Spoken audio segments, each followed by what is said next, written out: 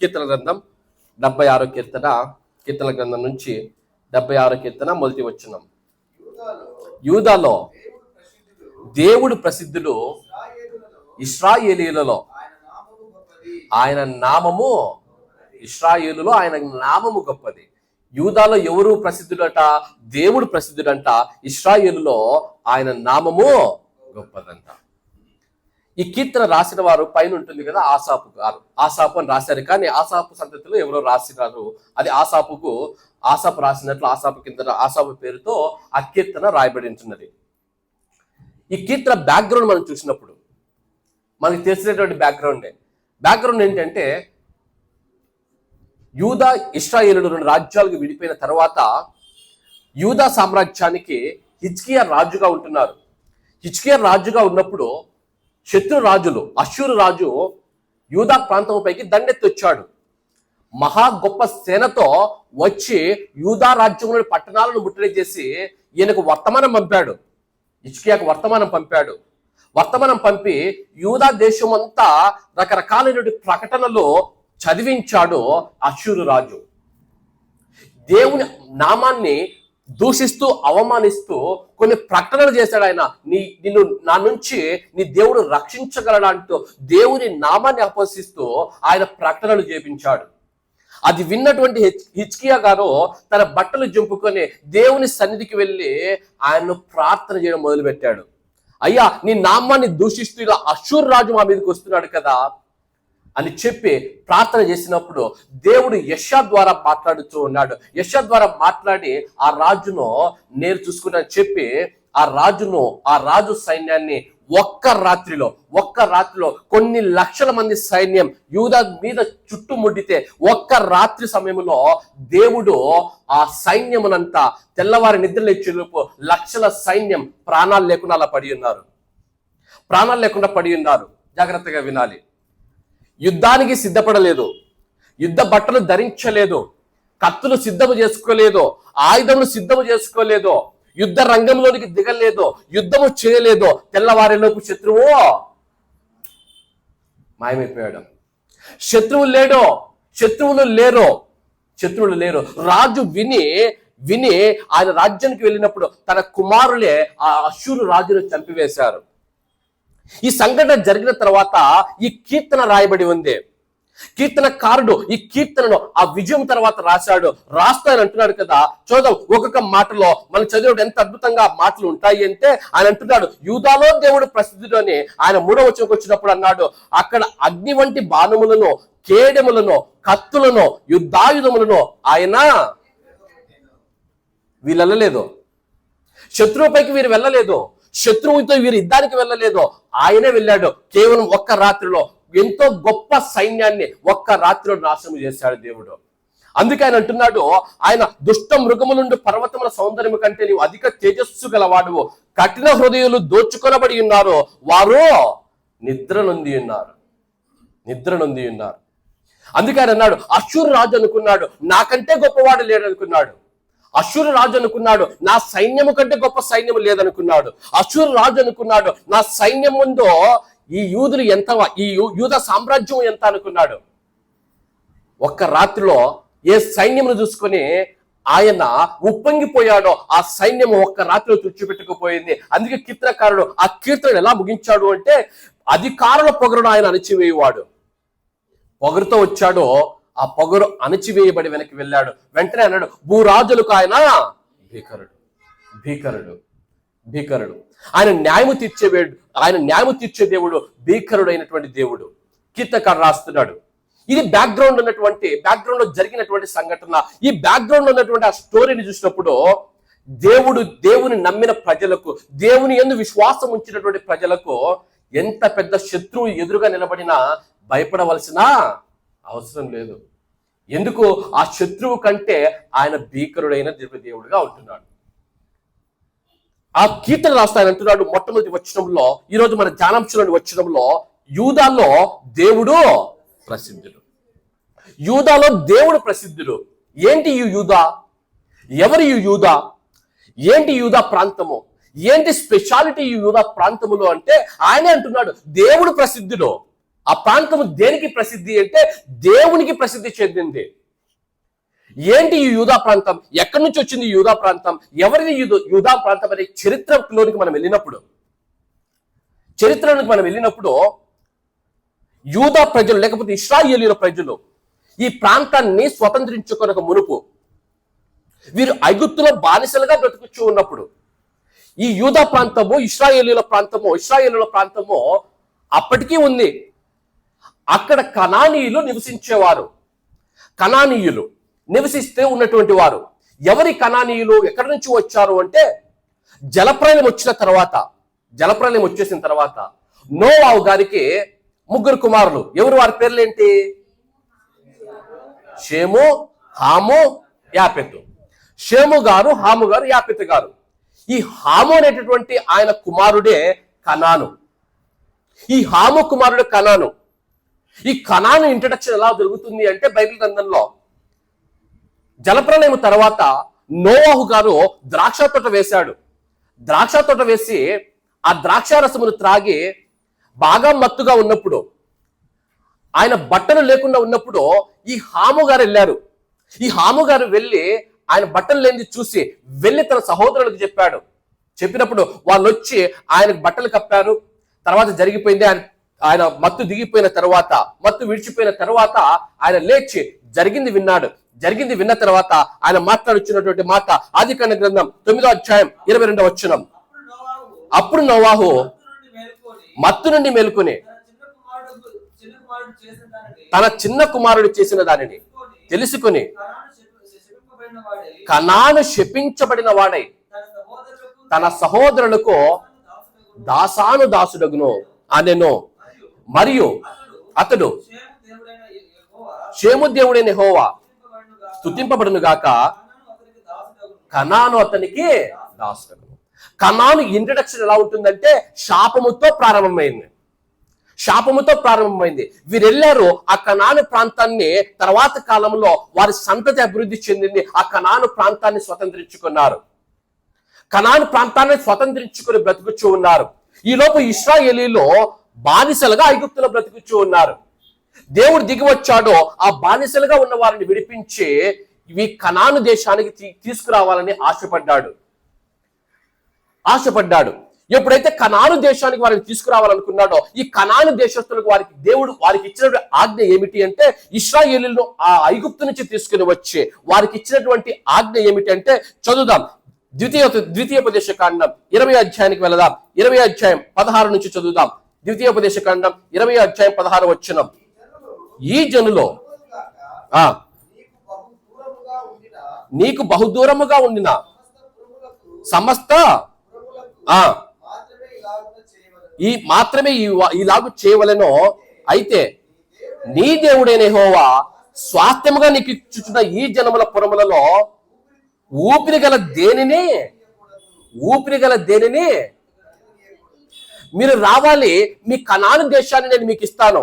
కానీ రూల్ ఏంటంటే, ఆజ్ఞ ఏమిటి అంటే ఆ కనాను దేశము మీద మీరు పడ్డప్పుడు అందులో ఉన్న ఊపిరి ఉన్నది దేనిని నువ్వు, స్త్రీలను కానీ పిల్లలనేమి జంతువులనేమి దేనిని నువ్వు ఉంచకూడదు, సమస్తముగా నిర్మూలన చేయాలి. ఈ మధ్య బైబిల్ని విమర్శించే వాళ్ళకి ద్వితీయోపదేశ కాండంలోని వచనాలు అదేంటో మేమేది గొప్ప కనుక్కున్నామని చెప్పి విమర్శించటం మనం చూస్తూ ఉంటాం. బైబిల్ని పూర్తిగా అర్థం చేసుకోకుండా, బైబిల్ జ్ఞానాన్ని పూర్తిగా అర్థం చేసుకోకుండా, దేవుని గుణాతిశయములను పూర్తిగా అర్థం చేసుకోకుండా ఈ మాటలను బట్టి ఇదిగో బైబిల్ దేవుడు ఇలాంటి వాడు అని చెప్పి విమర్శించుటా మనం చూస్తూ ఉంటాం, వింటూ ఉంటాం. ఈ సందర్భంగా నేను కొన్ని మాటలు, కొన్ని ఆత్మ సంగతులు మీరు జ్ఞాపకం చేయాలని ఆశపడుచూ ఉన్నాను. దేవుడు అన్నాడు, మీరు అక్కడికి వెళ్ళాలి, అక్కడున్న వారిని నిర్మూలన చేయాలి. ఎందుకో దేవుడు వారిని నిర్మూలన చేయమన్నాడు? మన దేవుడు ప్రేమమయుడైనటువంటి దేవుడు కదా. ఇప్పుడే పాట పాడుకున్నాము కదా, నీ ప్రేమ ఎంతో మధురమని చెప్పి పాట పాడుకున్నాము కదా. దేవుడు ప్రేమమయుడైనటువంటి దేవుడు అయితే స్త్రీలను పిల్లలను కూడా చూడకుండా ఎందుకో ఆయన నిర్మూలన చేయమన్నాడు? కారణం ఏమిటి అంటే బైబిల్ దాన్ని చెబుతున్నటువంటి కారణాల్లో మల్టిపుల్ రీజన్స్ కొన్ని ఉన్నాయి. కొన్ని నేను చూపిస్తాను. లేవి కాండం 18వ అధ్యాయం లేవికాండం 18 అధ్యాయం 24 వెళ్దాం. 18 అధ్యాయం 24, లేవికాండం 18:24. వీటిలో దేని వలనను అపవిత్రత కలగజేసుకొనకూడదు. వేటిలో అంటే 18 అధ్యాయం అంతా నియమాలు చెప్తూ వచ్చాడు యేసుక్రీస్తు. దేవుడైనటువంటి తండ్రి అయిన దేవుడు నియమాలు చెబుతూ వచ్చాడు. ఏమి నియమాలు చెప్పాడు అంటే మనుషులు ఎలా బ్రతకకూడదో చెప్తూ వచ్చాడు. అక్కడున్నటువంటి ఆ కనాను ప్రాంతంలో ఉన్నటువంటి వారు ఘోరమైన పాపములోనికి వెళ్ళిపోయారు. ఆ ఘోరమైన పాపము ఏంటో తెలియాలంటే ఈ లేవికాండం 18 అధ్యాయంలో నియమాలు చదవాలి.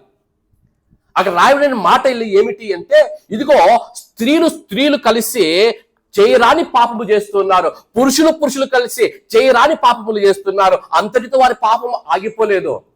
చివరికి జంతువులతో కూడా కలిసి వారు పాపము చేయడం మొదలుపెట్టారు. దేవుడు చూడలేకపోయాడు వారి పాపాన్ని. దేవుడు ఆ ప్రాంతంలో జరుగుతున్నటువంటి ఆ దురాగతాలను, ఆ పాపాన్ని చూడలేకపోతూ దేవుడు మాట్లాడుచున్నాడు. వారు చేస్తున్న పాపాలను బట్టి దేవుడు ఇశ్రాయేలుకు నియమాలు పెట్టాడు. ఇదిగో మీరు ఇలాంటి పనులు చేయకూడదు, ఇలాంటి పాపము చేయకూడదు అని చెబుతూ ఆయన అంటున్నాడు 24వ వచనంలో, వీటిలో దేని వలన అపవిత్రత కలిగి చేసుకొనకూడదు. నేను మీ ఎదుట నుండి వెళ్ళగొట్టిన జనములో వాటన్నిటి వలన అపవిత్రులైరి. వేటి వలన అపవిత్రులయ్యారు అంటే 18 అధ్యాయం 1వ వచనం నుంచి 23వ వచనం వరకు ఆయన చెబుతాడు. ఎన్ని రకాల వ్యభిచారాలు వాళ్ళు చేశారని చెప్తాడు. ఎన్ని రకముల వ్యభిచారములోనికి, ఎన్ని రకముల పాపములోనికి వారు వెళ్ళిపోయారో చెబుతాడు. ఆ ఘోరమైన పాపాన్ని దేవుడు చూడలేక, ఆ ఘోరమైన పాపాన్ని బట్టి, వారి ఘోరమైన పాపాన్ని బట్టి దేవుడు వారికి తీర్పు తీర్చాడు. ఇశ్రాయేలుల జనముల ద్వారా వారి మీదికి తీర్పును తీసుకొని వచ్చాడు. తీర్పును తెచ్చాయని అంటున్నాడు. వారు చేసిన పనులను మీరు చేయకూడదు, అపవిత్రులైన ఆ దేశము అపవిత్రత కలది కనుక, 25వ వచనం, ఆ దేశము అపవిత్రత కలది కనుక నేను దాని మీద దాని దోష శిక్షను. దేవుడు ప్రేమమయుడైనటువంటి దేవుడు. అదర్ కాయిన్ ఒకటి ఉన్నప్పుడు ఆ కాయిన్కి other part of the story కూడా ఉంటుంది. ఆయన ప్రేమమయుడైనటువంటి దేవుడు మాత్రమే కాదు, ఆయన న్యాయాధిపతి అయిన దేవుడు కూడా. ఆయన పాపము చేసే వారిని ఎట్టి పరిస్థితుల్లోనూ సహించడు. అవకాశం ఇస్తాడు కానీ సహించడు. నా హృదయానుసారుడని దావీదుని అన్నాడు కాబట్టి దావీదు పాపాన్ని ఆయన దాచిపెట్టలేదు. దావీదు పాపాన్ని కూడా బైబిల్ గ్రంథంలో లిఖించాడు. అబ్రహాము నా స్నేహితుడు అన్నాడు కదా అని అబ్రహాము యొక్క తప్పులను దాచిపెట్టనీయలేదు. అబ్రహాము తప్పులను ఎత్తి చూపుతూ బైబిల్ గ్రంథంలో రాయబడి ఉంటున్నాయి. నా బిడ్డలు ఎంతో నాకు నమ్మకంగా ఉన్నారు కదా అని వారి పాపాన్ని దేవుడు దాచిపెట్టలేదు. ఆయన ఎంత ప్రేమమయుడో ఆయన అంత న్యాయాధిపతి అయిన దేవుడు కూడా. వారికి అవకాశం ఇచ్చాడు. ఘోరమైన పాపంలోనికి వారికి వెళ్ళినప్పుడు వారి మీదకి దోష శిక్షణ తీసుకుని వచ్చాడు. ఆయన ఎంత న్యాయాధిపతి అయిన దేవుడు అంటే కింది మాటకు కిందకి వచ్చినప్పుడు ఆయన అన్నాడు 26వ వచనంలో, కాబట్టి ఆ దేశము మీకంటే ముందుగా ఉన్న ప్రజలను వెళ్ళగక్కి వేసిన ప్రకారము మీ అపవిత్రతను బట్టి మిమ్మును వెళ్ళగక్కి వేయకున్నట్లు మీరు, అనగా స్వదేశీయే గాని మీలో నివసించు పరదేశీయే గాని ఈ హేయ క్రియలన్నింటిలోనూ దేనిని చేయక ఈ నా కట్టలను నా విధులను ఆచరించాలి. న్యాయం అందరికీ. వాళ్ళు చేశారో వారు చేసిన దానిని బట్టి వారిని వెళ్ళగొట్టి ఆ దేశాన్ని నేను మీకు ఇస్తున్నా. మీరు చేస్తే మీకు అదే శిక్ష, మీరు చేస్తే మీకు అదే శిక్ష. కనానీయులకు ఒక న్యాయం, ఇశ్రాయేలులకు మరొక న్యాయం లేదు దేవుని దగ్గర. ఎందుకు? ఆయన న్యాయాధిపతి అయిన దేవుడుగా ఉన్నాడు. చరిత్రలో మనం చూసినప్పుడు ఎప్పుడైతే ఇశ్రాయేలీయులు దేవునికి వ్యతిరేకంగా నడిచారో శత్రు రాజు వారి మీద పడ్డం, వారిని తీసుకుని బానిసలుగా పట్టుకెళ్ళిపోవడం. ఎందుకు? కారణం ఏమిటి? కనానీయులకు ఒక న్యాయము, ఇశ్రాయేలుకు మరొక న్యాయం దేవుని దగ్గర లేదు. ఆయన ప్రేమ కలిగినటువంటి దేవుడు, అట్ ద సేమ్ టైం ఆయన న్యాయాధిపతి అయిన దేవుడు. వారు చేసిన పాపాన్ని బట్టి, వారు చేసినటువంటి వారి పాపములను బట్టి వారి మీదికి దోష శిక్షను దేవుడు తీసుకుని వచ్చాడు. ఇది తెలియక మనం ఏమనుకుంటా, చాలా మంది విమర్శిస్తున్నప్పుడు, చూడు దేవుడు పిల్లలని కూడా చూడకుండా వారిని నాశనం చేయమని చెప్పాడు. ఎందుకు నాశనం చేయమన్నాడు? ఎందుకు నాశనం చేయమన్నాడు అంటే బైబిల్ అంతా చెప్పే మాట ఏంటంటే వారి నుంచి మీరు నేర్చుకొనకుండానట్లు. ఎందుకు వారిని నిర్మూలన చేయమన్నాడు? అవి చూసి ఒకవేళ వారిని మీరు విడిచిపెడితే, ఆ పాపంలో ఉన్న వారిని విడిచిపెడితే, వాటిని చూసి మీరు ఎక్కడ నేర్చుకొని మీరు కూడా వారిలాగా అయిపోతారని చెప్పి దేవుడు ఏం చేశారంటే వారిని నిర్మూలన చేయమన్నాడు, నిర్మూలన చేయమన్నాడు. దేవుడు న్యాయాధిపతి అయినటువంటి దేవుడు. అదేంటి బ్రదర్, మరి దేవుడు వారికి అవకాశం ఇవ్వచ్చు కదా, దేవుడు అవకాశం ఇవ్వచ్చు కదా, వారికి మారే అవకాశం ఇవ్వచ్చు కదా. ఆదికాండ గ్రంథంలో అబ్రహాముతో దేవుడు మాట్లాడినప్పుడు, అబ్రహాముకు వాగ్దానం ఇచ్చినప్పుడు అబ్రహాముతో దేవుడు అన్నాడు, నీ తర్వాత నీ సంతతి 400 సంవత్సరములో ఐగుప్తు దేశంలో బానిసలుగా ఉంటారన్నాడు. ఎన్ని సంవత్సరాలు? 400 సంవత్సరాలు. 400 సంవత్సరాలు. ఎప్పుడైనా ఆలోచించారా ఎందుకు దేవుడు 400 సంవత్సరాలు బానిసలుగా పెట్టాడు? విడిపిస్తే 50 సంవత్సరాల తర్వాతలో 100 సంవత్సరాల తర్వాత విడిపించవచ్చు కదా. ఎందుకు 400 సంవత్సరాలు వారిని ఐగుప్తు దేశంలో బానిసలుగా పెట్టాడు? కారణం ఏమిటి అంటే, ఇక్కడ కనాను దేశంలో జరుగుతున్న పాపాన్ని బట్టి వారు మారతారని దేవుడు ఎదురు చూశాడు.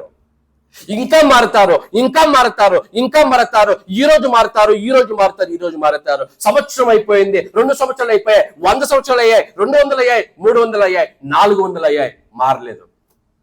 ఎప్పుడైతే వారు మారలేదో అవకాశాలన్నీ అయిపోయిన తర్వాత వారి పాపము రోజు రోజుకు పెరుగుతూ వెళ్ళిపోయింది.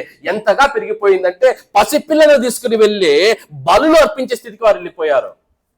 స్త్రీలు కలిసి చేయరాని పాపములు చేసే స్థితికి వారు వెళ్ళిపోయారు. చివరికి జంతువులు కూడా విడిచిపెట్టే స్థితికి వారు వెళ్ళిపోయారు.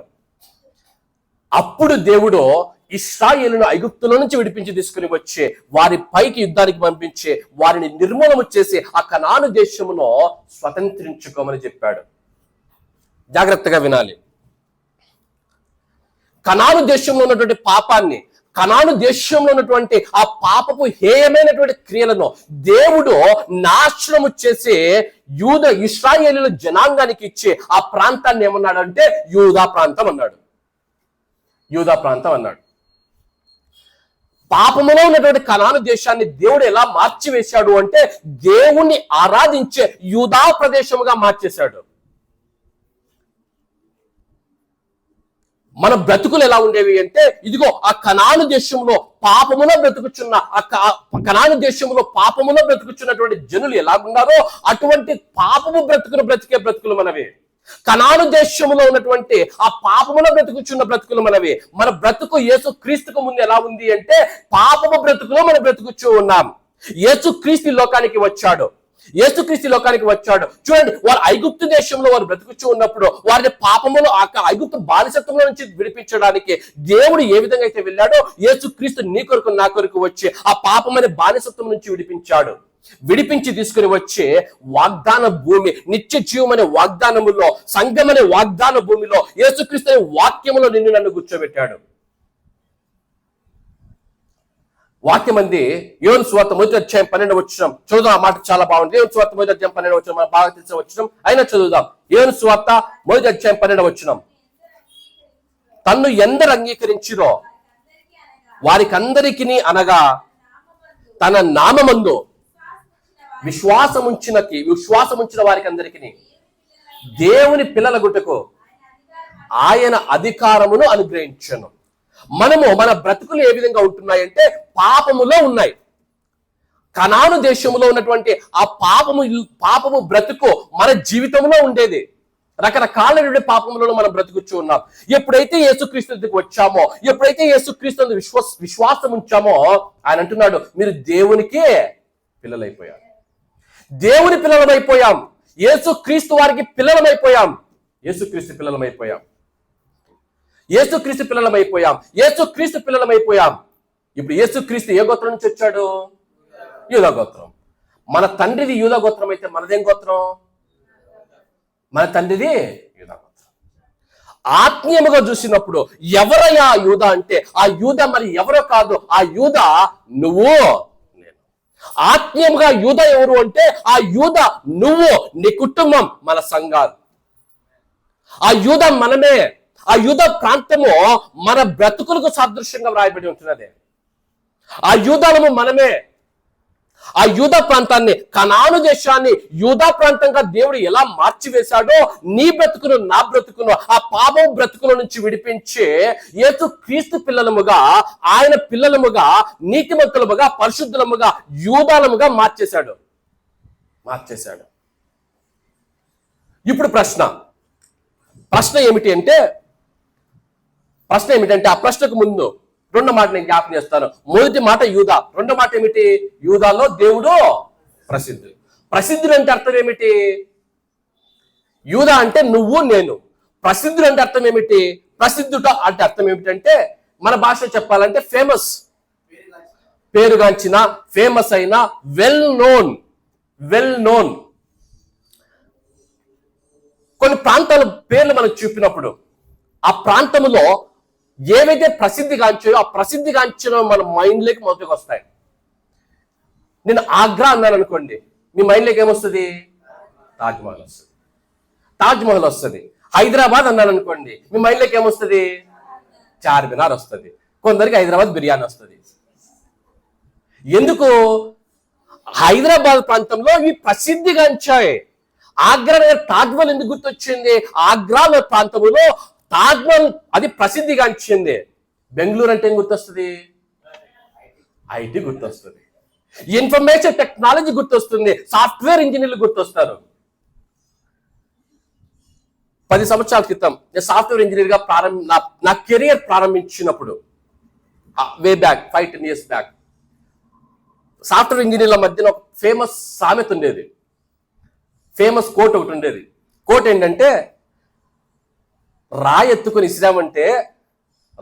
విసిరామంటే ఒకటి కుక్క కన్నా తగులుతుంది, లేకపోతే సాఫ్ట్వేర్ ఇంజనీర్ గా తగులుతుంది. బెంగళూరులో కోట్ నేను 10 years బ్యాక్ వచ్చినప్పుడు అప్పుడు ఫేమస్ కోట్ అనమాట. ఇది రాయెత్తుకొని కొడితే ఒకటి కుక్క కన్నా తగులుతుంది, లేకపోతే సాఫ్ట్వేర్ ఇంజనీర్ కింద తగులుతుంది. ఎందుకు? Bengaluru is famous for software industry. Bengaluru అనగానే ఆ పట్టణము ఐటీ ఇండస్ట్రీకి ప్రాముఖ్యత పొందింది కాబట్టి, ప్రసిద్ధిగాంచింది కాబట్టి ఇన్ఫర్మేషన్ టెక్నాలజీ జ్ఞాపకం వచ్చింది. ఒక ప్రాంతం పేరు చెప్పినప్పుడు ఆ ప్రాంతంలో ఏదైతే ప్రసిద్ధిగాంచి ఉంటుందో అది మనకు మొదట గుర్తొస్తుంది. ఇప్పుడు ప్రశ్న, ఆనాటి యూదాలో దేవుడు ప్రసిద్ధుడు. ఈనాటి యూదావైన నీలో, ఈనాటి యూదావైన నీకు, ఈనాటి యూదైన నీ కుటుంబంలో, ఈనాటి యూదాగా ఉన్నటువంటి సంఘములో ఎవరు ప్రసిద్ధి? నీ బ్రతుకులో ఎవరు ప్రసిద్ధిగాంచారో, నీ జీవితంలో ఎవరు ప్రసిద్ధిగాంచారో, ఒకవేళ నీ స్నేహితులు కానీ, నీ బంధుమిత్రాదులు కానీ, ఒకవేళ నువ్వు పనిచేసే ప్రదేశంలో కానీ నీ పేరు చెబితే వారికి ఏమి గుర్తొస్తుంది? ఆనాటి యూద పేరు చెబితే చుట్టూ ఉన్నటువంటి దేశాలకు దేవుని పేరు గుర్తొచ్చేదే. ఈనాటి యూదావైన నువ్వు నీ జీవితంలో దేనికి ప్రసిద్ధిగాంచావు? దేనికి ప్రసిద్ధిగాంచినటువంటి గుణాలను నువ్వు కలిగి ఉన్నావు? కొంతమంది వ్యక్తుల జీవితాలను మనం చూసినప్పుడు, బ్రదర్ వీడున్నాడే బాటలు ఎత్తితే దించకుండా తాగేస్తాడు. దేనికి ఫేమస్ మనోడు? తాగుబోతుతనానికి ఫేమస్. దేనికి ప్రసిద్ధి? తాగుబోతుతనానికి ప్రసిద్ధి. ఇదిగో బ్రదర్ ఈడున్నాడే సిగరెట్ అదో ఫలానా హాలీవుడ్ హీరోలాగా తాగేస్తాడు, రకరకాల స్టంట్లు వేస్తాడు పొగతో. దేనికి ప్రసిద్ధి మనోడు? సిగరెట్ తాగడానికి ప్రసిద్ధి. బ్రదర్ ఈయన ఎక్కడే కనిపించలేదే, ఇదిగో ఫలానా హీరో గారి సినిమా రిలీజ్ బ్రదర్, ఆ థియేటర్ కాడ ఉంటాడు. దేనికి ప్రసిద్ధి మనోడు? సినిమా హీరోను ఫాలో అవడానికి ప్రసిద్ధి. రకరకాలైనటువంటి వ్యక్తులు రకరకాల పనులకు ప్రసిద్ధిగాంచారు. కొంతమంది వ్యక్తులు చూసినప్పుడు, సచిన్ టెండూల్కర్ అన్నాను అనుకోండి, మీకేం గుర్తొస్తుంది? క్రికెట్ గుర్తొస్తుంది. మెస్సీ అన్నాను అనుకోండి, ఏం గుర్తొస్తుంది? ఫుట్బాల్ గుర్తొస్తుంది. అమితాబ్ బచ్చన్ అన్నాను అనుకోండి, ఏం గుర్తొస్తుంది? ఎందుకు? వారు వాటిలో ప్రసిద్ధిగాంచారు. రకరకాల వ్యక్తులు రకరకాలుగా ఈ లోకంలో ప్రసిద్ధిగాంచుతూ వెళుతున్నారు. దేవుడు నిన్ను నన్ను పిలిచి కనానుగా బ్రతుకుచున్న మన బ్రతుకులను యూదాగా మార్చి, యూదాలుగా మనల్ని లోకంలో నిలబెడితే, ఆ యూదాగా బ్రతుకుచున్న నువ్వు దేనికి ప్రసిద్ధిగాంచావు? నీ కుటుంబంలో ఏమి ప్రసిద్ధిగాంచింది? నీ కుటుంబమును జ్ఞాపకం చేసుకున్నప్పుడు, నీ కుటుంబాన్ని ఎవరైనా సరే జ్ఞాపకం చేసుకున్నప్పుడు నీ కుటుంబము దేనికి పేరుగాంచింది, దేనికి ప్రసిద్ధిగా ఉంటున్నది? కొన్ని కుటుంబాలను జ్ఞాపకం చేసుకుంటే ఏం గుర్తొస్తుంది? అయ్యో వారితో గొడవకు అస్సలు వెళ్ళకూడదు, అయ్యో వారి జోలికి ఎందుకు వెళ్ళావు? దేనికి ఫేమస్? కొట్లాటకు ఫేమస్. కొన్ని కుటుంబాలు ద్వేషించడానికి ఫేమస్, కొన్ని కుటుంబాలు డబ్బులకు ఫేమస్. ఈ మధ్య ఒక కుటుంబం వివాహం చేసింది. ఆసియాలో నెంబర్ 1 రిచెస్ట్ పర్సన్ తన కొడుకు పెళ్లి చేశాడు. పెద్ద న్యూస్, పెద్ద ఆర్టికల్స్ లాస్ట్ 1 వీక్ 3 వీక్స్ నుంచి. దేనికి ఫేమస్ ఆ కుటుంబం? డబ్బుకు ఫేమస్. నీ కుటుంబం దేనికి ఫేమస్? దేవుని వాక్యం మాట్లాడుతుంది, ఆనాటి యూదా దేవునికి ఫేమస్, దేవునికి ప్రసిద్ధి. ఈనాటి యూదాగా ఉన్నటువంటి నీ కుటుంబం దేనికి ఫేమస్ గా ఉంటున్నది? నీ కుటుంబాన్ని జ్ఞాపకం చేసుకున్నప్పుడు ఇతరులకు ఏమి గుర్తొస్తుంది? నీ చుట్టూ ఉన్నటువంటి ఇతర కుటుంబాలకు ఏమి చూపిస్తున్నావు? ఏమి చెబుతూ ఉన్నావు? సంఘాలకు వస్తే చెప్పాల్సిన అవసరం లేదు. దేవుని నామాన్ని ప్రసిద్ధి చేయడానికి సంఘాలను స్థాపించి ఎవరు ప్రసిద్ధి అవుతున్నారు? సేవకులు ప్రసిద్ధి అయిపోతున్నారు. దేవుని పేరు పైన సేవకుల కుటుంబాలు ప్రసిద్ధిగాంచాయి. రకరకాలైనటువంటి పనులు చేస్తూ రకరకాలుగా ఫేమస్ అవ్వడానికి, రకరకాలుగా ప్రసిద్ధి కావడానికి దేవుని వాక్యాన్ని తాకట్టు కూడా పెట్టేస్తున్నారు. వాక్యం అంటుంది ఆనాటి యూదా దేవునికి ప్రసిద్ధి. ఈనాటి యూదాగా ఉన్నటువంటి నువ్వు, నీ కుటుంబము, సంఘము దేనికి ప్రసిద్ధిగా ఉంటున్నారు? ఆత్మ దేవుడి దినాన నిన్ను నన్ను ప్రశ్నిస్తూ ఉన్నాడు. బ్రదర్, దేవుని నామానికి నేను ప్రసిద్ధిగా ఉండాలని ఆశపడుచున్నాను బ్రదర్. దేవుని నామానికి నా కుటుంబం ప్రసిద్ధిగా ఉండాలని నాకు ఆశ ఉంది బ్రదర్. నేనేమి చేయాలి? 3 ఆత్మీయ సంగతులను చెప్పడానికి ప్రయత్నం చేస్తాను, క్లుప్తంగా చెప్పడానికి ప్రయత్నం చేస్తాను. 3 ఆత్మీయ సంగతులు మన జీవితం ద్వారా, మన కుటుంబాల ద్వారా దేవుని నామము ప్రసిద్ధి చెందాలి అంటే మనం ఏం చేయాలి? అది అర్థం కావాలి అంటే అక్కడ రాయబడిన మాట ఏంటంటే యూదాలో దేవుడు ప్రసిద్ధుడు. అక్కడ యూదాలో దేవుడు ప్రసిద్ధుడు ఎలా అయ్యాడు? అది మనకు అర్థమైతే ఇప్పుడు మనం ఏం చేయాలో కూడా మనకు అర్థమవుతుంది. అప్పుడు యూదాలో దేవుడు ఎందుకు ప్రసిద్ధి అయ్యాడో అర్థమైతే ఇప్పుడు మన బ్రతుకులలో, మన కుటుంబాల్లో ఏమి చేస్తే దేవుడు ప్రసిద్ధి అవుతాడో అర్థమవుతుంది. మొట్టమొదటి ఆత్మ సంగతి నేను జ్ఞాపకం చేస్తా. దేవుడు ఎలా ప్రసిద్ధి అయ్యాడు ఆ దినాల యూదాలో అంటే, ఇశ్రాయేలీలో 400 సంవత్సరాలు బానిసలుగా బ్రతుకుచూ ఉన్నారు. 400 సంవత్సరాలు వారు బానిసలుగా ఐగుప్తులో బ్రతుకుచూ ఉన్నారు. ఫరో కింద వాళ్ళు బ్రతుకుచూ ఉన్నారు. ఎంతో గొప్ప రాజుగా ఫరో ఆనాటి కాలంలో ప్రసిద్ధికెక్కాడు. ఆయనతో యుద్ధము చేసి గెలిచే అవకాశము ఇతర దేశాలకు లేనంతగా ఫరో గుర్తింపు పొందాడు. అటువంటి ఫరో కింద వీరు ఇశ్రాయేలీలు బానిసలుగా బ్రతుకుచూ ఉంటే ఆ బానిసత్వాన్ని తట్టుకోలేక వారు దేవునికి మొరపెడితే దేవుడు ఏం చేశాడు అంటే నిర్గమకాండం 3:8 చదువుదాం. దేవుడు ఏం చేశాడట? నిర్గమకాండం 3:8 కాబట్టి ఐగుప్తు చేతిలో నుండి వారిని విడిపించుటకును ఆ దేశములో నుండి విశాలమైన మంచి దేశమునకు, అనగా కనానీయులకు, హిత్తీయులకు, అమోరీయులకు, పెరిజ్జీయులకు, హివ్వీయులకు, యెబూసీయులకు నివాస స్థానమై పాలు తేనెలు ప్రవహించు దేశమునకు వారిని నడిపించుటకును ఏం చేశాడట? దేవుడు దిగి వచ్చాడట. వారు బానిసలుగా బ్రతుకుచూ ఉంటే ఆ బానిసత్వంలో నుంచి వారిని విడిపించుట కొరకు దేవుడు పరలోకము నుంచి దిగి వచ్చాడంట. దిగి వచ్చి అద్భుత కార్యాలు చేసి, ఆశ్చర్య కార్యాలు చేసి ఆ ఫరో నుంచి అద్భుతకరమైన రీతిలో దేవుడు వారిని విమోచించాడు, విడిపించి ఆ ఐగుప్తు దేశంలో నుంచి బయటికి తీసుకుని వచ్చి వారిని ఆ పాలు తేనెలు ప్రవహించే ఆ కనాను దేశానికి వారిని నడిపించాడు. బానిస బ్రతికి ఏమైపోయింది? ఆశీర్వాదంలోనికి మార్చివేయబడింది. బానిస బ్రతుకును దేవుడు ఆశీర్వాదంలోనికి నడిపించాడు. దేవుడు ఎందుకు ఇశ్రాయేలీలో యూదాలో ఆ దినమున ప్రసిద్ధుడయ్యాడు? కారణం ఏమిటి అంటే, దేవుడు చేసినటువంటి విమోచన కార్యమును బట్టి చుట్టూ ఉన్న దేశాలు భయపడిపోయాయి. అయ్యో ఏమిటి, ఫరో దగ్గరికి వెళ్ళి ఫరో దగ్గర నుంచి అన్ని లక్షల మందిని ఒక్క ప్రాణము కూడా పోనివ్వకుండా అన్ని లక్షల మందిని ఫరో దగ్గర నుంచి విడిపించి అన్ని వేల కిలోమీటర్లు నడిపించుకొని ఆ ఇశ్రాయేలు దేశానికి తీసుకెళ్లారా? ఎంత గొప్ప విడుదల, ఎంత గొప్ప విమోచన! చుట్టూ ఉన్న దేశాల్లో వణికిపోయాయి.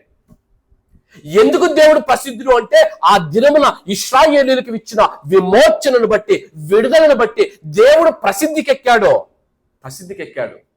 అయ్యో యూదా దేవుడి గురించి ఆలోచన చేయాలి అంటే భయపడిపోవాలి. అయ్యో ఆయన గొప్పవాడు, ఆయన భీకరుడు, ఆయన కార్యాలు గొప్పవే. అలా ఆయన ప్రసిద్ధికెక్కాడు. వారి విమోచనను బట్టి చుట్టూ ఉన్నవారు ఆ విమోచనను చూసి దేవుని నామాన్ని చూసి భయపడడం ప్రారంభించారు.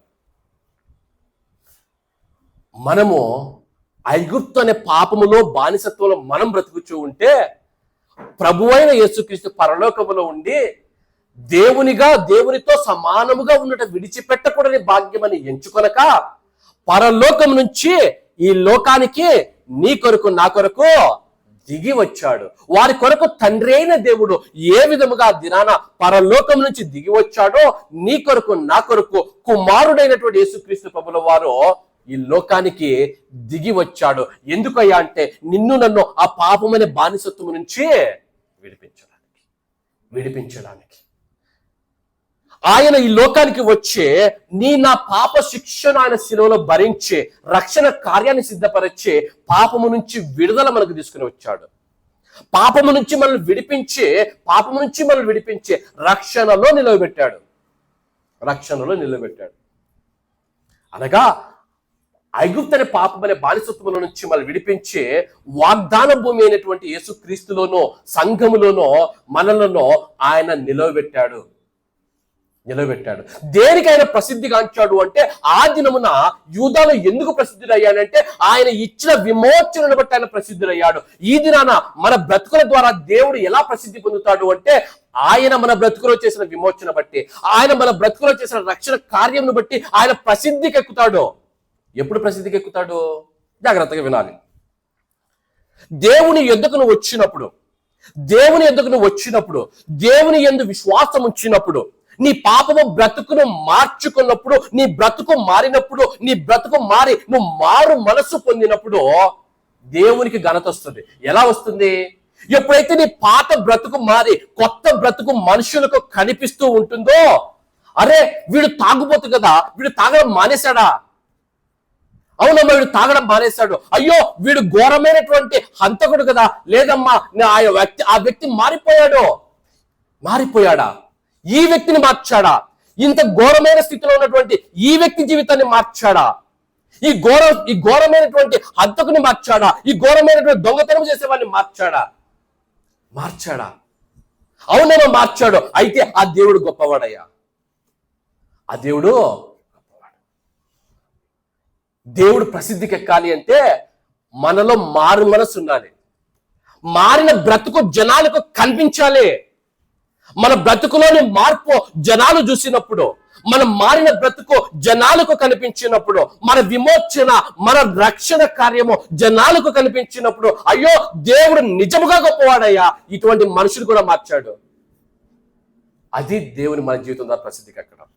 ఎలా దేవుడు ప్రసిద్ధికి ఎక్కుతాడు? ఆనాటి యూదాలో దేవుడు ఎలా ప్రసిద్ధికి ఎక్కాడంటే, వారికి ఇచ్చిన విమోచన బట్టి ప్రసిద్ధికి ఎక్కాడు. ఈనాటి యూదాగా ఉన్నటువంటి మన బ్రతుకులు ఎలా ప్రసిద్ధికి ఎక్కుతాడు అంటే, మనలో ఉన్నటువంటి మారు మనస్సును బట్టి ఆయన ప్రసిద్ధికి ఎక్కుతాడు. ఆశ్చర్యం ఏమిటంటే, నమ్మాం, బాప్తిసం పొందాం, మారు మనస్సు లేదు. బాప్తిస్మకు ముందు ఎలాంటి జీవితం ఉందో, బాప్తిస్మము తర్వాత అదే జీవితం. చాలా మంది విశ్వాసులలో పరిస్థితి ఇదే.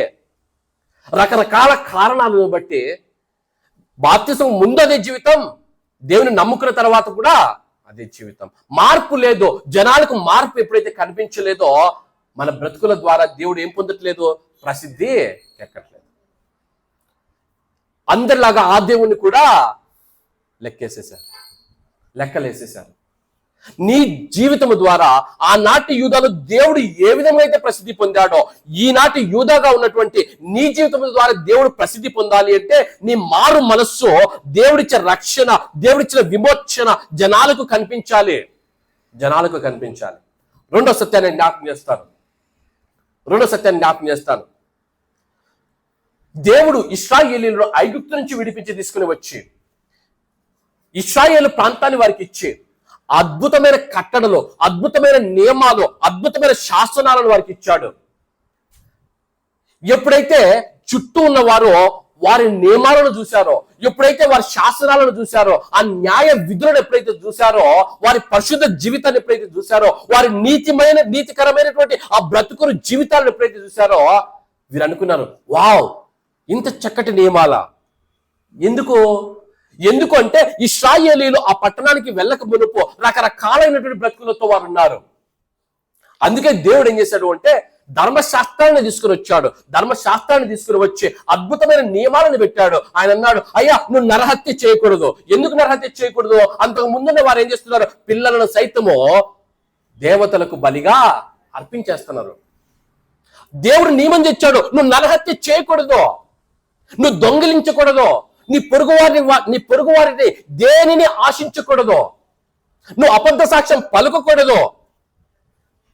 అద్భుతమైన నియమాలు ఎప్పుడైతే తీసుకుని వచ్చాడో ఆ అద్భుతమైన నియమాలను చూసినప్పుడు చుట్టూ ఉన్న వారు అనుకున్నారు, అయ్యా, ఎంత చక్కటి నీతి సూత్రాలయ్యా, ఎంత చక్కటి నీతికరమైన జీవితం, ఎంత చక్కటి పరిశుద్ధమైన జీవితం. దేవుడు ఎలా ప్రసిద్ధికి ఎక్కాడు ఆ దినముల యూదాలో అంటే ఆయన కట్టడలను బట్టి, ఆయన నియమాలను బట్టి ప్రసిద్ధికి ఎక్కాడు. కీర్తనకారుడు అంటున్నాడు, చదువుదాం. చదువుదాం. కీర్తనకారుడు 119 కీర్తన 38 వచనం. 119 కీర్తన 38 వచనం చదువుదాం. 119 కీర్తన 38 వచనం. నీవిచ్చిన వాక్యం మనుష్యులలో ఏం పుట్టించిందట? ఆ దినాన భయము పుట్టించింది. అయ్యా, ఈయన వాక్యము ఇంత గొప్పదా, ఈయన కట్టలు ఇంత గొప్పవా, ఈయన శాసనములు ఇంత గొప్పవా అని భయము పుట్టించాయి. దేవుడు ఎలా ప్రసిద్ధికి ఎక్కాడు అంటే వీరికి నియమాలను దేవుడు ఇస్తే ఆ నియమాలను వారు పాటిస్తూ ఉంటే చుట్టూ ఉన్న వారు చూసి, అయ్యా, ఈయన వాక్యము గొప్పదయ్యా అని చెప్పి భయపడడం ప్రారంభించారు. దావీదు అన్నాడు కిందకి వచ్చినప్పుడు, అయ్యా, రాజుల ముందు నేను వాటిని వివరిస్తానయ్యా. కిందకి వచ్చి చదివిన మాట, కిందలో ఆ మాట ఉంటుంది, చదవండి. 119 కీర్తనలోనే 46 వచ్చిన మాటను చదవండి. సిగ్గుపడక రాజుల ఎదుట నీ శాసనం గురించి నేను మాట్లాడదును. సిగ్గుపడక రాజుల ఎదుట కూడా నేను మాట్లాడతాను ఆ శాసనం గురించి. అవి అంత గొప్పవి తండ్రి, అవి అంత గొప్పవి. దేవుడు ఎలా ప్రసిద్ధికి ఎక్కాడు అంటే ఆయన ఇచ్చినటువంటి నీతి నియమాలను బట్టి, శాస్త్రములను బట్టి, ధర్మశాస్త్రములను బట్టి ఆ దినమున యూదాలో ఆయన ప్రసిద్ధికి ఎక్కాడు. ఈనాటి యూదాగా ఉన్నటువంటి నువ్వు, ఈనాటి యూదాగా ఉన్నటువంటి నీ కుటుంబంలో ఆ దేవుని వాక్యము కనిపిస్తూ ఉన్నదా? ఈనాటి యూదాగా ఉన్నటువంటి నీలో, నాలో, మన కుటుంబాల్లో, మన సంఘాల్లో ఆ దేవుని వాక్యము కనిపిస్తుందా? మన కుటుంబాల నుంచి అవతల కుటుంబాలకు ఆ దేవుని వాక్యం వినిపిస్తుందా? మన బ్రతుకులలో దేవుని వాక్యం కనిపించదో, మన కుటుంబంలో దేవుని వాక్యం వినిపించదో, మరి దేవుడు ఎలా ప్రసిద్ధికి ఎక్కుతాడు? దేవుడు ప్రసిద్ధికి ఎక్కుతాడు? సాయంకాలం అయితే కుటుంబము కలిసి దేవుని ఆరాధిస్తే, ఆ ఆరాధన చుట్టూ వినిపిస్తే నీ కుటుంబము దేనికి ఫేమస్ అవుతుంది? దేవుని నామానికి ఫేమస్ అవుతుంది. సాయంత్రం అయితేనే వారు సౌండ్ పెట్టారని నువ్వు ఇంకా సౌండ్ పెట్టి ఏ డాన్స్ ప్రోగ్రామ్ పెట్టి చూస్తే నీ కుటుంబం దేనికి ఫేమస్ అవుతుంది? ఆ డాన్స్ ప్రోగ్రామ్ చూడడానికి ఫేమస్ అవుతుంది. దేన్ని ఫేమస్ చేస్తున్నావు? లోకంలో ఉన్న వాటిని ఫేమస్ చేస్తున్నావు. దేవుడు ఎందుకు నిన్ను నన్ను సృష్టించాడు? దేవుని నామాన్ని మహిమ తెస్తామని, దేవుని నామానికి మహిమ తెస్తామని, దేవుని నామాన్ని గణపరిచే వారముగా ఉంటాము అని ఆయన నిన్ను నన్ను కలుగజేసి ఈ లోకంలో పెట్టి దేవునికి ఘనత తెచ్చేవారముగా, దేవుని నామానికి మనం మహిమ తెచ్చేవారముగా ఉండాలని దేవుడు ఆశపడిస్తే మనం ఏం చేస్తున్నాం? ఈ లోకంలో ఉన్న వారికి మహిమ తెస్తున్నాం, ఈ లోకంలో ఉన్న వారిని ఫేమస్ చేస్తున్నాం, ఈ లోకంలో ఉన్న వాటిని మనం ఫేమస్ చేస్తూ ఉన్నాం. అన్ని చేస్తున్నాము కానీ చేయాల్సిన పని మాత్రం చేయట్లేదు. అన్ని చేస్తున్నాం, చేయాల్సినది మాత్రం చేయట్లేదు. మన బ్రతుకుల్లో దేవుడి మాటలు కనిపించాలి. చాలాసార్లు చెప్పిన మరలా చెప్తున్నాను. తిమోతికి రాసిన మొదటి పత్రిక 4:12 తిమోతికి రాసిన మొదటి పత్రిక 4:12 చాలాసార్లు మనం చదువుకున్నాం, మళ్ళా చదువుదాం.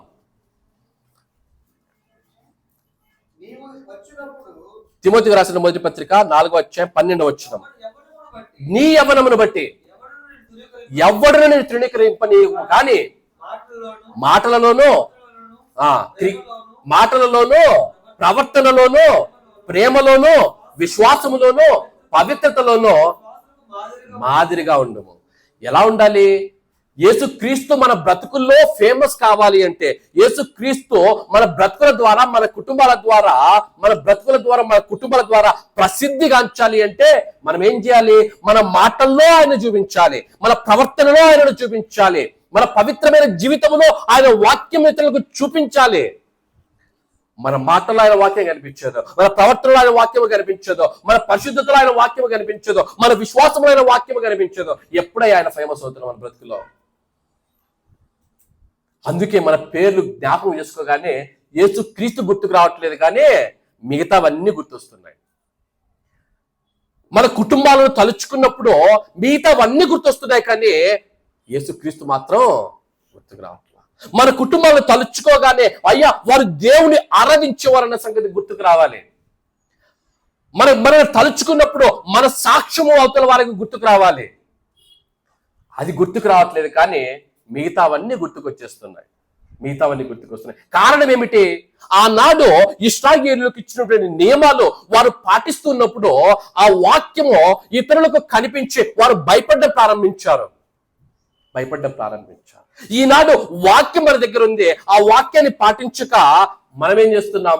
దేవుని నామానికి అవమానము తీసుకుని వస్తున్నటువంటి విశ్వాసులను ఎంతమందో చూస్తున్నాం.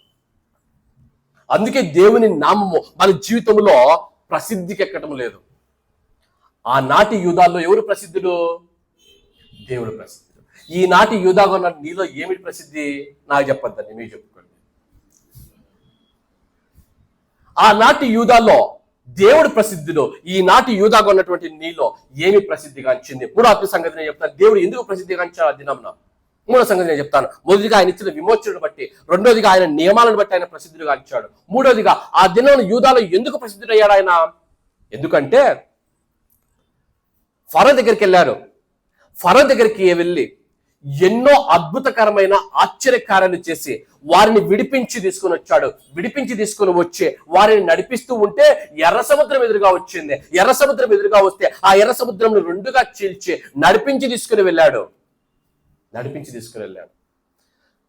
ఎన్నెన్నో అద్భుత కార్యాలు, ఎన్నెన్నో ఆశ్చర్య కార్యాలు ఆయన చేసుకుంటూ వెళుచూ ఉంటే చుట్టూ ఉన్నటువంటి వారు ఆ ఆశ్చర్య కార్యాలు విన్నారు, ఆ అద్భుత కార్యాల గురించి వింటున్నారు. విని గుండెల్లో గుబులు పుట్టింది. మీరెలా చెప్తారు బ్రదర్ వాళ్ళు విన్నారని? మీరెలా చెప్పగలరు వారు విన్నారని? ఎవరు చెప్పారు ఈ మాట మేము విన్నామని? చదువు యెహోషువ గ్రంథం 2వ అధ్యాయం 9వ వచనం. యెహోషువ గ్రంథం 2వ అధ్యాయం 9వ వచనం. యెహోషువ గ్రంథం 2వ అధ్యాయం 9వ వచనం. యెహోవా మీ వలన మాకు భయము పుట్టిననియో, భయము వలన ఈ దేశ నివాసులందరికీ ధైర్యము చెడుననియో నేను ఎరుగుదును. ఎందుకు ధైర్యం చెడింది? చెప్తుంది 10వ వచనం. మీరు ఐగుప్తు దేశం నుండి వచ్చినప్పుడు మీ ఎదుట యెహోవా ఎర్ర సముద్రపు నీరును ఎలాగో ఆరిపోజేసినో యోర్దాను తీరమున అమ్మోరీయులు 2 రాజులైన సీహోనుకును ఓగుకును మీరేమి చేసిద్రో అనగా మీరు వారిని ఎలాగో నిర్మూలన చేసిద్రో ఆ సంగతి మేము వింటిమే. మేము వినినప్పుడు మా గుండెలో. దేవుడు ఎందుకు ప్రసిద్ధి చెందాడు? దేవుడు ఎందుకు ఆ దినంలో ప్రసిద్ధికి ఎక్కాడు అంటే కారణం ఏమిటి అంటే దేవుడు చేసిన ఆశ్చర్య కార్యాలు, దేవుడు చేసిన అద్భుత కార్యాలు, ఆయన నమ్మిన బిడ్డల, ఆయన ఎందు విశ్వాసం ఉంచినటువంటి ఆ బిడ్డల కొరకు ఆయన చేసిన ఆశ్చర్య కార్యాలు, ఆ అద్భుత కార్యాలు చుట్టూ ఉన్న వారు విన్నప్పుడు వారి గుండెలు కరిగిపోయాయట. కరిగిపోయాయట. రాహాబు మాట్లాడుతుంది, అయ్యా వాటి గురించి నేను విన్నానయ్యా, మాకు ధైర్యం చెడిపోయిందయ్యా, మాకు ధైర్యం చాలలేదయ్యా. ఎప్పుడైతే నువ్వు మారు మనస్సు పొంది, ఎప్పుడైతే నువ్వు విశ్వాసములో ఆయన వాక్యాన్ని లోకానికి చూపించేవాడవుగా, నువ్వు లోకానికి చూపించేదానవుగా విశ్వాసంలో ముందుకు సాగుతూ ఉంటావో, నీ కుటుంబములో, నీ జీవితంలో దేవుని కార్యాలు జరగడం ప్రారంభమవుతుంది. దేవుని అద్భుత కార్యాలు జరగడం ప్రారంభమవుతాయి. ఆశ్చర్య కార్యాలు జరగడం ప్రారంభమవుతాయి. నువ్వు ఆశీర్వదించబడతా ప్రారంభమవుతుంది. నీ ఆశీర్వాదాల్లో, నీ అద్భుత కార్యాల్లో, నీ ఆశ్చర్య కార్యాల్లో చుట్టూ ఉన్నవారు చూడడం ప్రారంభిస్తారు. చుట్టూ ఉన్నవారు వినడం ప్రారంభిస్తారు. అమ్మ నీకు ఎలా ఈ వ్యాధి ఎలా నయమైపోయింది? ఇదిగో నా దేవుడు నన్ను స్వస్థపరిచాడు. ఇదిగో ఈ సమస్య నుంచి నువ్వు ఎలా గట్టెక్కావు, నీ ఆర్థిక సమస్య నుంచి నువ్వు ఎలా గట్టెక్కావు, దేవుడు నాకు బలపరిచి దేవుడు అనుగ్రహించాడు. ఎలా నీ కుమారుడికి, నీ కుమార్తెకు ఎలా సీట్ వచ్చింది, దేవుడు ఇచ్చాడు. దేవుడు కృప చూపాడు. దేవుడు కృప చూపాడు. ఎప్పుడైతే నీ సాక్ష్యములో, నీ అద్భుత కార్యాలు, ఆశ్చర్య కార్యాలు, బలమైన కార్యాలు నీ కుటుంబంలో జరగడం ప్రారంభమవుతుందో, నీ కుటుంబం నుంచి దేవుని నామము ప్రసిద్ధికి ఎక్కుతుంటుంది. నిన్ననే మన వాక్యం విన్నాం. ఒబేదేదేమో ఇంటిలో మందసం ఉన్నప్పుడు ఆ ఒబేదేదేమో ఇల్లు 3 నెలల్లో ఆశీర్వదించబడింది. ఆశీర్వదించబడ్డప్పుడు ఆ ఆశీర్వాదములో ఎక్కడ వినపడ్డాయి? కోటలో వినపడ్డాయి. కోటలో రాజుకు వినపడ్డాయి. ఎలా వినపడ్డాయి కోటలోని రాజుకు? ఒకరి తర్వాత ఒకరు చెప్పుకుంటూ వెలుచు ఉంటే ఆశీర్వాదములతో కోటల్లోనికి వినపడ్డాయి. ఆశీర్వాదం గురించిన న్యూస్ కోటలోనికి వెళ్ళిపోయింది.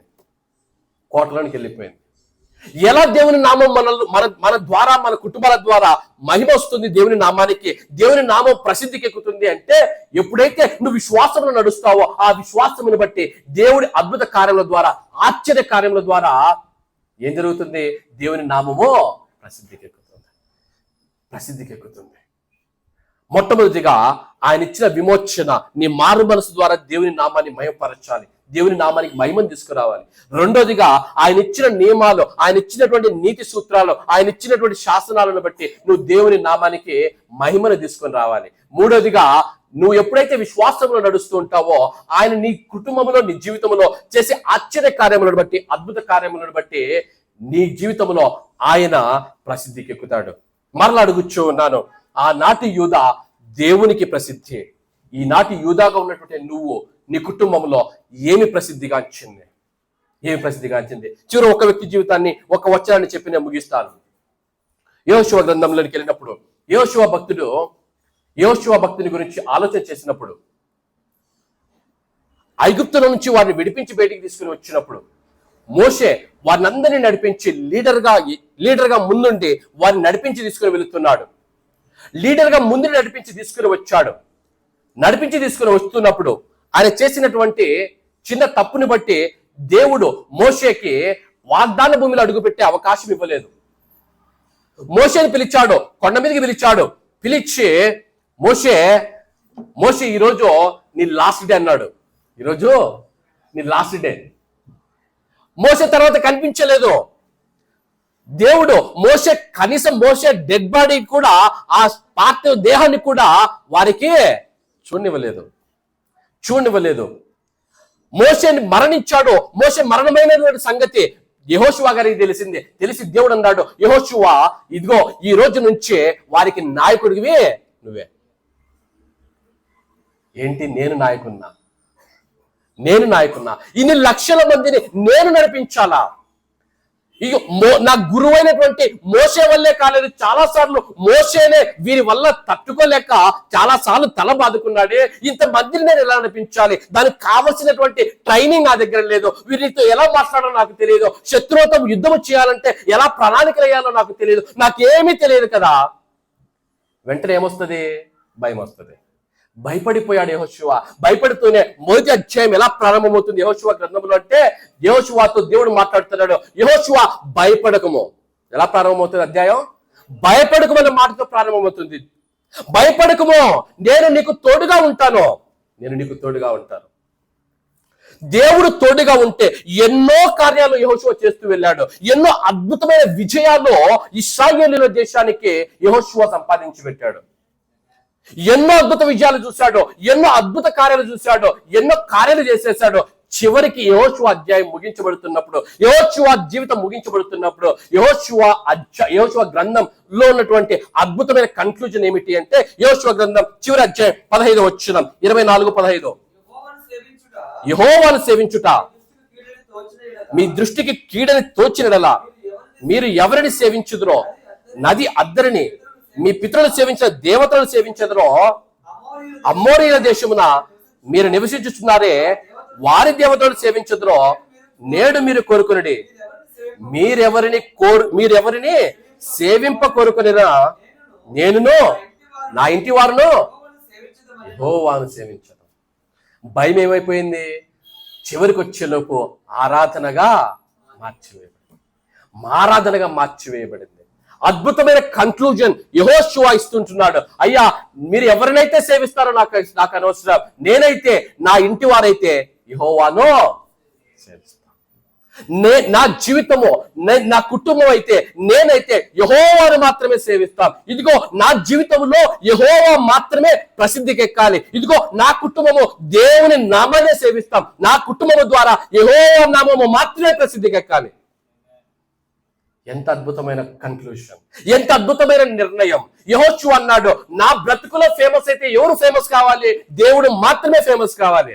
నా కుటుంబము సేవిస్తే ఎవరిని సేవించాలి? నా కుటుంబం ప్రసిద్ధికి ఎక్కితే దేనికి ప్రసిద్ధికి ఎక్కాలంటే, ఇదిగో ఆ కుటుంబము దేవుని ఆరాధించడంలో ప్రసిద్ధికి ఎక్కాలి. ఎంత అద్భుతమైన కన్క్లూషన్. ఎటువంటి జీవితాన్ని నువ్వు జీవిస్తూ ఉంటున్నావు? నీ జీవితం ద్వారా దేనిని ప్రసిద్ధి చేస్తున్నావు? పాపాన్ని ప్రసిద్ధి చేస్తున్నావా? లోకానుసారమైన సంగతులను ప్రసిద్ధి చేస్తున్నావా? దేవుని నామాన్ని ప్రసిద్ధి చేస్తున్నావా? ఆనాడు యెహోషువ అనుకున్నాడు, నా జీవితము, నా కుటుంబము దేవుని నామాన్ని సేవిస్తాం, దేవుని నామమే ప్రసిద్ధికి ఎక్కాలి. ఆత్మదేవుడు నీతో నాతో మాట్లాడుచున్నాడు. ఆనాటి యూదా దేవుని నామానికి ప్రసిద్ధి, దేవుడు ప్రసిద్ధుడుగా ఉంటున్నాడు. ఈనాటి యూదాగా ఉన్నటువంటి నువ్వు, నీ కుటుంబము దేనికి ప్రసిద్ధిగాంచింది? దేవుని వాక్యము మాట్లాడుతుంది, నీ ద్వారా, నీ కుటుంబము ద్వారా దేవుడు ప్రసిద్ధుడుగా ఉండాలని ఆశపడుచు ఉన్నాడు. యెహోషువ లాంటి నిర్ణయాన్ని తీసుకుందాం. ఇదిగో నా బ్రతుకుల్లో, నా కుటుంబములో ప్రసిద్ధికి ఎక్కితే నా దేవుని నామము మాత్రమే ప్రసిద్ధికి ఎక్కాలి. ఆయన ఇచ్చినటువంటి ఆ రక్షణను బట్టి నేను మారు మనస్సును పొందుకొని ఆ మారు మనసు ఇతరులకు చూపించడం ద్వారా నా బ్రతుకు ద్వారా దేవుని నామానికి మహిమ కావాలి, దేవుడు ప్రసిద్ధులు కావాలి.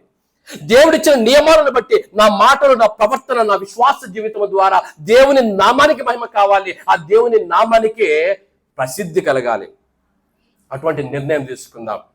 యెహోషువ తీసుకున్నటువంటి నిర్ణయం, నేను నా కుటుంబము దేవుని మాత్రమే సేవిస్తాం. అటువంటి నిర్ణయం మనం తీసుకుందాం.